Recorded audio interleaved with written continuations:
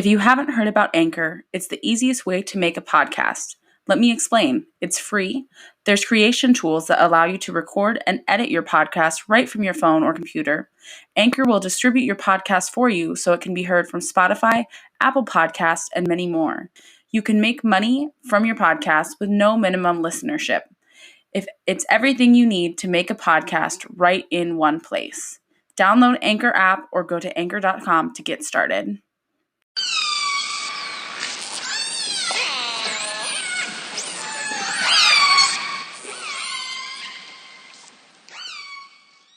Welcome to the fourth episode of Breaching Extinction. I'm here with Ellie Sawyer, who's going to be helping me interview today, and Deborah Giles, who works at the University of Washington and does work there with their Center for Conservation. She has her PhD from the University of California, Davis in conservation biology, and she's here to tell us a little bit about her work. She also founded and is directing the research at Wild Orca. It's her nonprofit, so super excited. So I actually didn't start Wild Orca. I'm the science and research director of the my nonprofit. apologies. Yeah, Wild Orca. My partners, Michael Hayes and Anna Gullickson, started Wild Orca in 2014. Awesome. So what is your role there?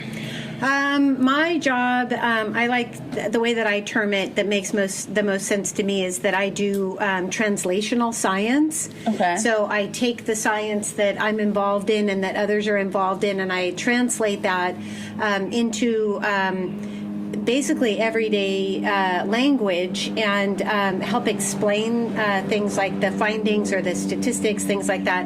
So basically putting the science in the hands of policymakers and the public. That's really awesome. I think there's definitely a little bit of a gap sometimes, and I found that when I was looking on your website that the information was really accessible and easy. Oh, great. So, it's helpful I'm somebody that has, a bachelor's degree, but I found, other people that I've shown it to that don't have that, they can understand it as well, which is super awesome because I think we have that gap. So can you tell us a little bit about, your experience with the Southern residents and kind of the different projects you've worked on with them? Mm-hmm. So I started in 2005 with the Sound Watch Boater Education Program. Actually, it's a program of the Whale Museum. So I was a full-time intern in 2005 for that. That's kind of where I got my, I'd say, professional career with whales started then. Mm-hmm. And the woman that helped found that program, Carrie Koski, she's not with the program anymore, but I consider her my mentor and really my first major teacher here. And she was phenomenal because she put me in touch with absolutely everybody that was doing anything at all with marine mammals and specifically killer whales. And so I learned from her and from Dr. Rich Osborne, also of the Whale Museum, basically how to code whale behavior, and that's what my interest was, is looking at how vessel density, distance, and activities may or may not be impacting killer whale behavior. Mm-hmm. So in 2006, I was hired by NOAA to do whale behavior and whale tracking with a piece of equipment that I helped develop. Okay. So it uses land survey equipment coupled together to essentially get offset data points. Okay. So from a remote boat, my boat, I'm able to lock in the latitude, longitude down to millimeter accuracy of a focal animal, and then all of the vessels within 1,000 meters of that focal animal. Wow. And so in 2000. I piloted the research equipment and my question in 2006 on the NOAA boat, which was great to be able to work with all those folks. And then in 2007 and 8, I had my own research boat, taking my own data and being with the whales and trying to answer questions about change in behavior based on activity and distance of boats. And then in 2009, in order to get a boat off the water, I ended up partnering with Dr. Sam Wasser. I became, not partnering, really, I work for him. He's an amazing, big thinker with regard to conservation biology issues. And he pioneered the use of scat detection dogs to locate species, both on the water and on land. So using rescue dogs to help find feces of endangered species. She's like, I can hear you talking about me. And so I was really fortunate to be in the right place and have boating skills to become the vessel captain for his project in 2009. And so I've been kind of the local lead on that project since then, still working on that, 10 years in now. And last year we added Biggs killer whales, or mammal-eating killer whales, to the repertoire of our dogs. Actually, technically, we've never found one, so we don't have a sample to train the dogs on. Oh, okay. But we're trying, so we do fluke follows. Our protocol is a little bit different for those. And then also humpback whales and any other baleen whales that occur in the Salish Sea. So I do all of that during the summer months. And then I also have participated in the suction cup tag project, which is a NOAA program, attaching suction cups to the whales. They stay on anywhere from ideally a couple of hours or a whole 24-hour cycle. The point of the study this year, I actually was not on that boat this year, although they used my equipment for it, is to attach the suction cup in the evening hours, towards the evening hours, so that they stay on overnight, so that we can get a better idea of what the whales are doing at night. Because right now, we believe that they are foraging more during the daylight hours, and we think that they actually do use their eyeballs in the last moments of a prey capture. Wow. And if that is the case, if we are showing more foraging during the daylight hours versus evening hours, then that's a really clear management finding that can be given to NOAA, where maybe they would decide to, say, move some of the traffic, the deep sea traffic that's so disruptive to killer whale echolocation, move that to the evening time, so that they can maximize the amount of daylight hours where the whales might be wanting to and needing to forage more. For sure. How would the whale watch boats play into that? The whale watch boats have been fairly regulated pretty heavily at this point. That's what it seems like. Yeah, and my experience this year and even last year, but certainly this year, as the 300-yard law went into effect, the commercial whale watch boats just are not prioritizing watching southern residents. They may, obviously, if they're there on the path to, say, watching Biggs mammal-eating killer whales or baleen whales, whale watch boats might stop and observe for a while, but it's not like it used to be at all. Again, like, we've had many days, although we haven't had that many days with southern residents this year, but of the few that we've had, there have been several where there's been no whale watch boats on scene. So I don't foresee it harming or hurting having the whale watch boats there or not. They're staying 300 yards away on the side and also going less than 7 knots. So yeah, with the Center for Conservation Biology, Conservation Canines program, and so with that program, we utilize highly trained scat detection dogs on the front of the boat to sniff out the whale poop. I need to get in the habit of not saying killer whale poop, because until this year it's been just killer whale. But now we have gotten the permit amended to be able to take all the baleen whale species. So we have gotten 2 humpback samples, so that's really exciting. And then I teach a class at the Friday Harbor Labs, which is a satellite campus for the University of Washington. So I teach a Marine Mammals of the Salish Sea class in the springtime. Very fun. Yeah. That's awesome. So how do you guys train the dogs? So we start off by having an older sample that we've collected in a previous year, and we essentially, the idea is to couple that smell with the toy. So our dogs are all play motivated. They're not food motivated. Nice. And so these are dogs that are really fixated on playing. With Eva, she's a little bit of a different dog. She started out being my own dog, and for a number of different reasons, we ended up it worked out really well that she already lived here and she had play drive and we were already bonded. And so but essentially, any dog that you're trying to train to do scat sampling, that motivation has to be there. There are a lot of dogs where you could train the dog to find the smell, but if they're not motivated by something, and in our case it's play, then they just have literally no motivation to go and find the thing.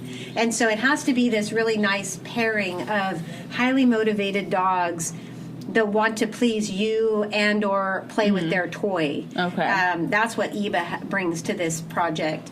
And so we take that sample, and when we first started training her, our lead trainer, Julie, and our lead trainers, Julie and Tammy, came up. And the idea is to let her smell the smell and then immediately give her toy. Nice. And play like crazy. Yeah. And that goes on maybe a couple times, maybe 5-10 times or something, at different places in the yard is what we did Right. it. And she got it right away. Like, Nice. she knew Aw. what she was supposed to be doing. Well, then you hide that smell. You hide, and in our case, we got little small cur jars with a mesh lid, and with a southern resident killer whale scat in the bottom of that jar, and hid that around my property. Nice. And then basically let her go. Yeah. And she will, the dogs are, once you know what to look for, dogs are always actually orienting themselves downwind. They're always using wind to pick up different smells. Okay. Well, so that's what she did, is she would, and I was clear and conscious of placing the sample in a way that wind would come across the sample and bring it to her, or at least come across the sample where she could run past it and smell it and go back to it. So basically that's what ends up happening. Like, if this microphone is the hidden sample, like hidden in grass, right, I would let Eva go, and she would run kind of back and forth, do these zigzags down a pathway, and as soon as she would hit the sample, she turns right back into it. So basically she's turning into the wind at the strongest part of where that sample is the scent cone is strongest. Okay. And so you take that then, and then you move it to the boat, which is the odd part, and the extra part. So people around the world are using scat dogs to find everything you can imagine. Yeah. Very few are doing it in the marine realm. In fact, we're the only program that uses a scat dog in the marine realm. Yeah, that's really cool. It's really innovative. It is, and that sounds amazing for the kind of big ideas, and putting it out there and saying, like, let's see if it'll work. Yeah. And, when he first started doing this, he was actually finding North Atlantic right whale feces with another scientist. And the difference, though, is that North Atlantic right whale poop is massive and red and super stinky, really oily, covers, spaces bigger than this table. Right. And you can see it from like a mile away, and you can certainly smell it from a mile away. Killer whale feces is very different. Like, sometimes it's just the size of your pinky fingernail. Wow. Teeny tiny. That's tiny. insane. That's because it's such a large animal. Yeah. That seems really unexpected. I can show you some pictures before we part of just some different what different poop looks like. But ideally, southern resident killer whale poop is massive, massive, like the size of a dinner plate sort of thing. But once you scoop that, it's a very thin dinner plate. Okay. Once you scoop it, it ends up actually being a fairly small amount of material. Okay. But we've gotten massive samples that fill up multiple 50 ml vials, which are about 6 inches tall or so. Occasionally, more in the past than now, when there was more food here, we would get these massive, fatty, really super nice, fatty, rich samples that would come to the surface and stay at the surface for a long time. Okay. So basically, the next step in the training process for the dog is we take that sample, put it in a bowl, float it on the water, and drive away from it. And then we drive, initially a couple hundred meters, and then orient the boat downwind so that the smell is coming across that sample, and Eva or whoever is working with will smell that, and she has a change of reaction, like her body changes. Oh my gosh. Going from like a relaxed, calm, like sniffing around, to really intense. Like, her tell is that she gets really stiff. And then she'll just like stop. Like it Yeah. becomes, Super it's alert. almost like in my mind, everything goes quiet and still. And so that's when, I'm looking at her going, okay, she's on something. And then as soon as she starts to really get the smell, then her tail starts wagging. She'll start licking her lips. And as soon as we pass by that strongest part of the scent cone, she'll turn into the wind. She'll come back along the side of the boat. Or she'll crab walk along the boat as the scent is getting stronger and stronger. And then as soon as we lose it, she'll come back to that side of the boat. And that basically tells us exactly where we need to turn. Wow. And where we need to focus our energy.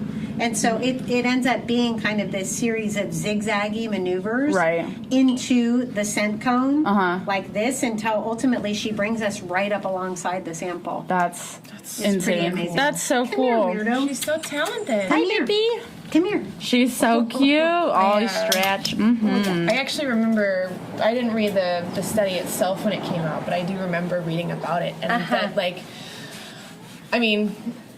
can you kind of tell the listeners, what the importance of feces is in the research?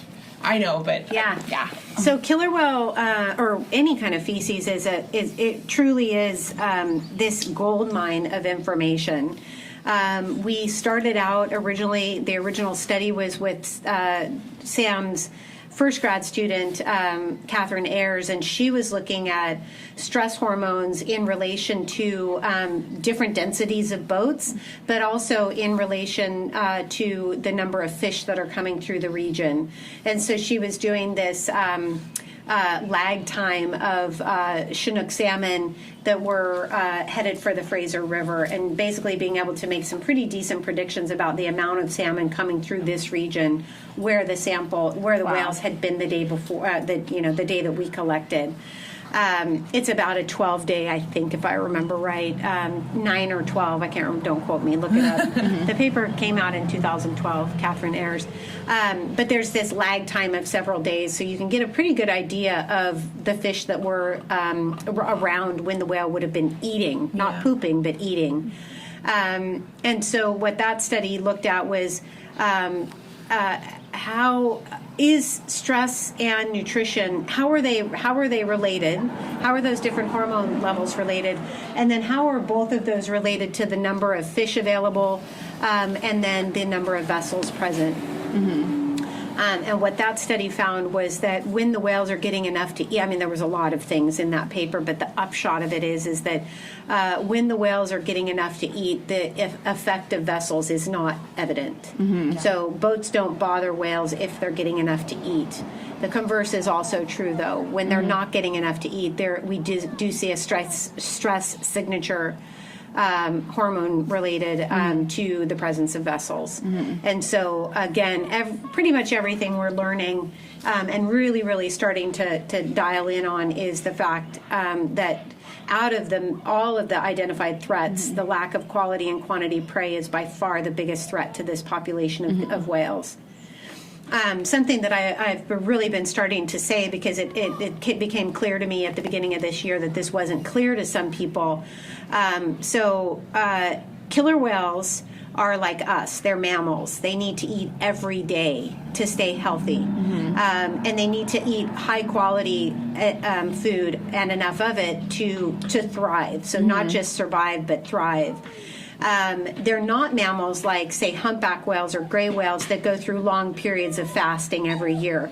Killer whales are not like that. And so it is really important to make sure that we're thinking about the quality and quantity of prey. Knock it off, honey. He was like, I want to talk about it too. She wants to play with that The kid. kids, yeah. Making sure that we have enough high quality food throughout the whale's entire range throughout the entire year is what's important. And so efforts on different organizations' parts to to, for example, take the Snake River dams down to increase the Chinook abundance to killer whales, as well as to recover the salmon for the salmon's sake. That's really important for the southern residents, but that does not take care of their needs for the entire year. They don't eat. Those are runs that are incredibly important in the winter, and especially the early spring, with those incredibly large salmon coming back to that river. We also need to be thinking as a species about what do we do to recover the salmon throughout the rest of their range. Right. For example, they're not coming to their quote home inland waters, their summer core critical habitat in the inland waters here in the Salish Sea. They're not coming back here like they used to, and that's because there's not enough fish here, and those would have been fish bound for the Fraser River. And so efforts on the Canadian side and on in fisheries management, all of that needs to be taken into consideration for all the different runs throughout the region. Okay. And not enough discussion is going into that, in my opinion. Yeah, I've done some research on the dams and the different issues, and I didn't realize that it was a seasonal thing at all. Like, I'm honestly shocked to hear you say that. So where do we focus the efforts for the summer salmon to come back in? So that's going to be us working in tandem with our Canadian colleagues. There's something like 500 culverts on the Fraser River. Oh, wow. So although they don't have dams like we do, they have diversion culverts that are essentially the same thing. They block passage. And so working with our Canadian colleagues to try and get a handle on what can be done in that regard. Also, something that my group has been talking a lot about. Our campaign is called the Fair Fisheries Campaign. Yeah. And in a nutshell, what I've been saying is that I regard the southern residents as the original foragers. They're the original harvesters of Chinook salmon. They evolved over the course of hundreds of thousands of years to eat Chinook salmon. We see that in the way that where they go to look for food. The fact that they're in this region with hyper abundant numbers of pink salmon, for example. Every other year there's massive quantities of pink, although they have their own problems at different times. Southern residents don't see pink salmon as food. There's never been a fecal sample that shows pink salmon in their feces. There's never been a predation event where we've gone in, or our colleagues from NOAA have gone in and collected those samples that show that they eat pink salmon. It's just not in their repertoire of what to eat, and neither is seal or sea lion or something like that. I get asked that question all the time, like, well, they're super smart animals. Why don't they just eat the marine mammals that are abundant out there?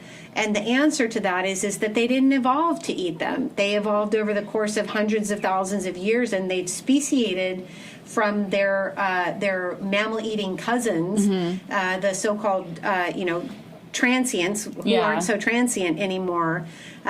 Researchers are really trying to get away from that terminology and talk about Biggs killer whales in honor of Mike Bigg. Who really was the godfather of killer whale research in the early days, and a colleague and mentor of everybody that came after him, Mike Ford and John Ford from Canada, Ken Balcom from here, and even myself, even though I didn't get to meet him, I always want to throw his name in there, because he really is was the one that showed us that we didn't have to mark up the whales with knives. We could look at their saddle patches and tell them apart. Anyway, the southern residents are these obligate fish eaters that are preferentially going after the biggest and fattiest fish out there, which are the Chinook.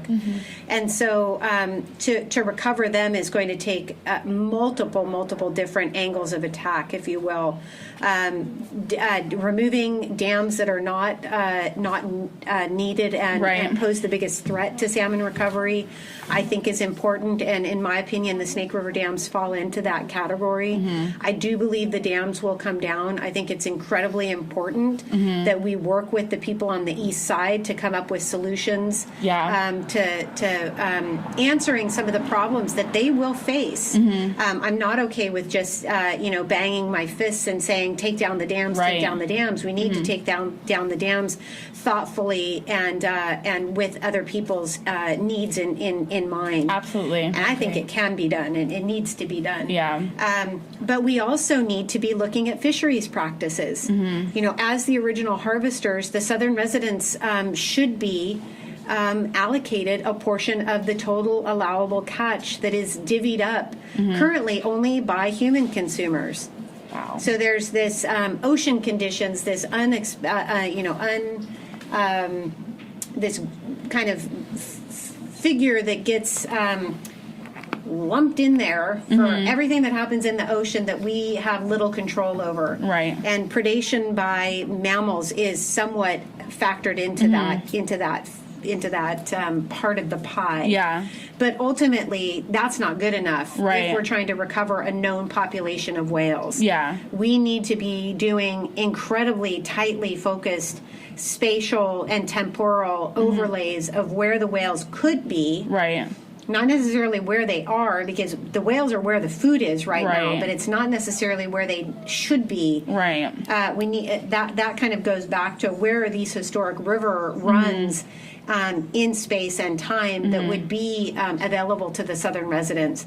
And that's the kind of fisheries management we need to get to, recognizing that the whales' needs have to be factored in. Yeah. And in my opinion, it needs to be factored in a way that does not impinge upon treaty rights, tribal rights, because that's another issue which Absolutely. is as important to stay mindful of. The treaty tribes gave up everything in order to retain the right to fish in their usual and accustomed territory.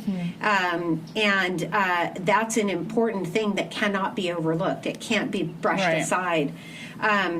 The whales also need to be able to forage in their usual and accustomed territory. And that's what I'm talking about when I say coming up with a way to do space-time overlaps with returning fish from essentially Southeast Alaska to Monterey, California. And as much as that's going to be a hard pill to swallow for a lot of fishermen,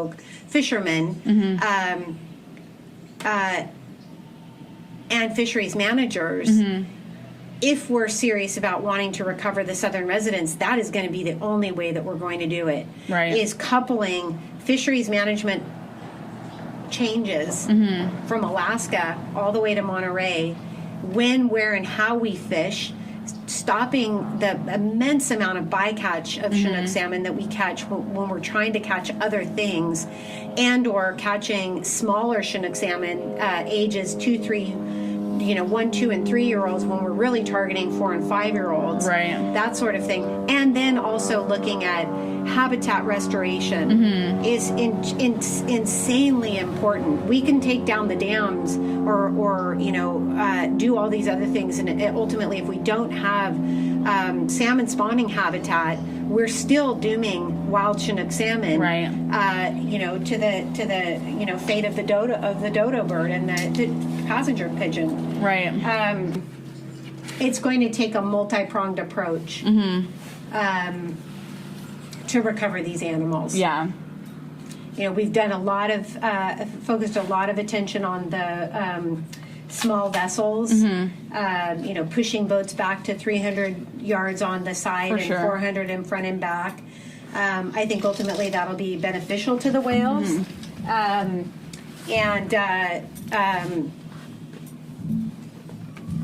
I'd like to focus on some other things now. Yeah. I'd like to focus on fisheries more. We, in this last legislative session, we passed some of the most progressive laws with regard to toxicants in this state. I'm proud of that, of our voters and our legislators for pushing that through. More could be done for toxicants and making sure that we're not polluting the waters, because ultimately anything that the whales are ingesting we also are, anybody that eats fish out of these waters. And then, so the triptych, the toxicants, the boats, and the prey, those are the three, the main identified threats. And fisheries management has gotten a bit of a slide. Yeah, they've gotten a bit of a pass since the whales got listed. And so, NOAA's in this really interesting position of being responsible for recovering both anadromous fish like salmon, and the whales that rely on them. So NOAA, being under the Department of Commerce, is kind of an interesting thing in and of itself.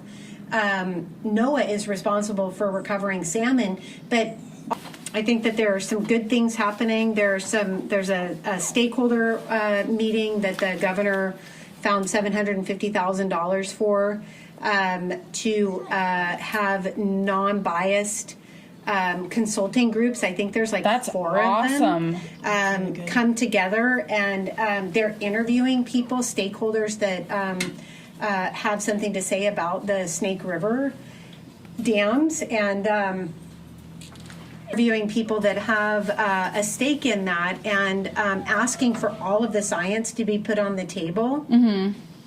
And then essentially they're going to wade through it and not come up with recommendations, but more just present like these are the findings here, these are the findings over here, with regard to all of the different issues that are involved in the dams, like the economics and the environmental impacts and fish-related issues, specifically whale-related issues. And it's going to be the first time that it's really, I think it's going to be ideal because, again, they're not stakeholders.